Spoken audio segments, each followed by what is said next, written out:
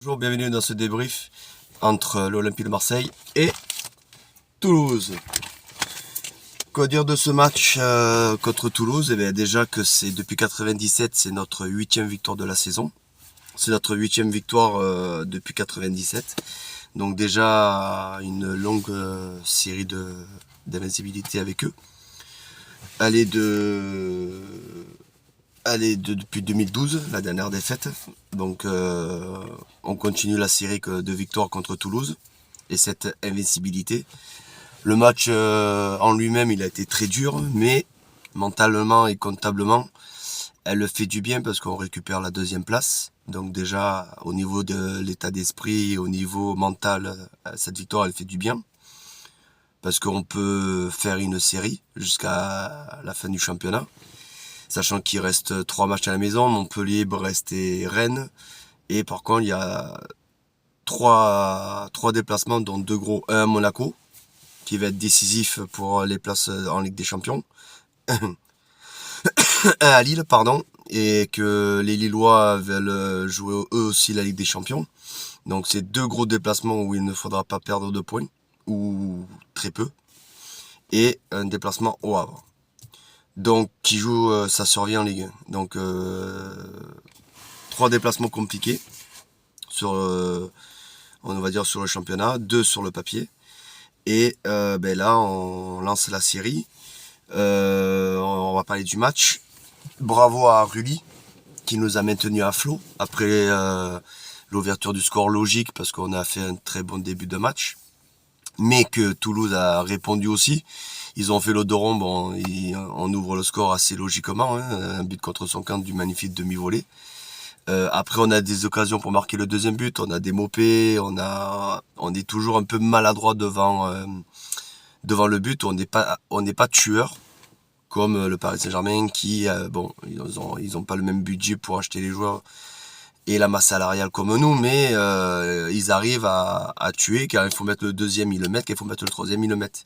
Nous, on ouvre le score, on se fait rejoindre derrière. Rulli nous sauve avec deux duels gagnés. Et à la mi-temps, 1-1. Donc moi, j'avais un peu des craintes pour la 2e mi-temps, parce qu'on a une défense pas irréprochable, avec une défense qui manque de niveau. Hein. C'est pas au niveau de l'OM. C'est une défense catastrophique. Ça me fait penser quand on avait les Ibokan, quand on avait des... Le seul bon défenseur qu'on a, c'est Murillo, parce que il est dans le top 3 des meilleurs défenseurs qui gagnent ses duels en Ligue 1 cette saison. Donc bravo à Murillo. Le reste, voilà quoi. Et Felipe, qui a fait pour sa première au parc. Voilà, on peut pas trop le juger, mais il a fait un match correct. Et il n'est pas aidé par ses coéquipiers. Cornelius, c'est les bidons. Balerdi, c'est pas un leadership. Voilà. T'as de l'argent comme le Paris Saint-Germain, tu vas pas acheter Balerdi. Donc voilà. Il nous a coûté une séance de penalty contre Annecy. Enfin, je veux dire, derrière, c'est pas un leader. Hein. Le capitaine de l'OM, auquel je pense, c'est des Rulli, c'est des Hochberg, c'est des Rabiot, voire même Benasser. Et on verra l'année prochaine, mais voilà, à l'heure actuelle, ou même Rongier, voilà, à l'heure actuelle, qui est un bon capitaine. Et avec ça, je rajoute que à la seconde mi-temps, on marque sur une excellente frappe de Greenwood. Ensuite, on marque avec Rabiot sur une demi-volée. Et bien évidemment, on se fait réduire le score sur une erreur de marquage.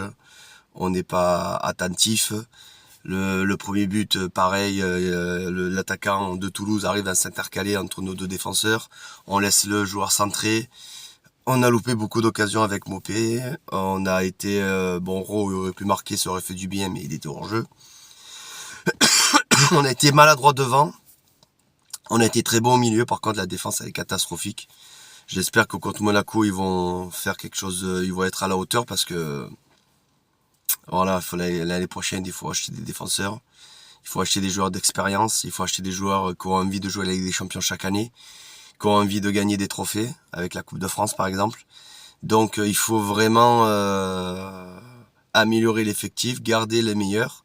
Et sur le banc, voilà, il faut des joueurs de qualité qui affaiblissent pas l'équipe sur le terrain, au contraire. Et donc il faut faire un excellent recrutement et avoir des joueurs de Ligue des Champions, enfin d'avoir un niveau Ligue des Champions, quoi, ou qui se rapproche de la Ligue des Champions, des Pogba, des Wesley Fofana, des Luka Digne, voilà, il faut des joueurs, voilà, il faut améliorer cet effectif, avoir une excellente défense et garder nos meilleurs, les Rabiot, les Rulli, et bon, ça passe par une qualification en Ligue des Champions. Et la deuxième place, ça serait le top du top pour espérer gagner un titre, le trophée des champions, qui est un titre contre le PSG. Et homme du match, Rabiot, logique, hein. Et bravo à Rulli, parce qu'une nouvelle fois, s'il n'était pas là, on serait pas dans le top 3 de la Ligue 1. C'est le joueur avec Rabiot qui ont été les deux seuls joueurs qui ont été réguliers. Hochberg aussi.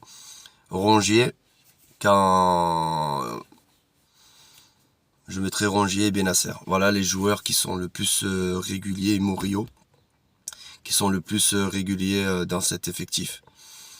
Donc prochaine vidéo très bientôt pour les stats de la Ligue 1 sur Monaco, Montpellier et Brest. Je vous ferai une vidéo des stats depuis on va vous parler des 3 adversaires. Bravo aussi parce que on égale la saison, on fait une excellente saison au niveau attaque, avec malgré tout on est la deuxième attaque de Ligue 1. Donc ça c'était pu arriver depuis un petit moment. Et on n'est pas la plus pure défense depuis les années 80, donc ça c'est à signaler aussi. Donc 52 points, en nombre de points, on est plus que l'an dernier. Donc il faut continuer ainsi, à prendre le maximum de points qu'on peut prendre. Ça a été un match très dur, mais je le répète, comptablement, cette victoire, elle fait du bien. Et bien sûr, cette victoire, on doit gagner à Monaco.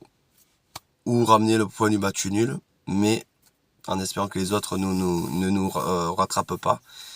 Le mieux, ce serait une victoire à Monaco, et on est capable de s'imposer à Monaco. J'ai peur juste de la défense, j'espère qu'ils vont faire un excellent match pour ramener cette victoire. Et on sera très nombreux à faire le déplacement à Monaco. Forza l'OM, bonne semaine et à bientôt.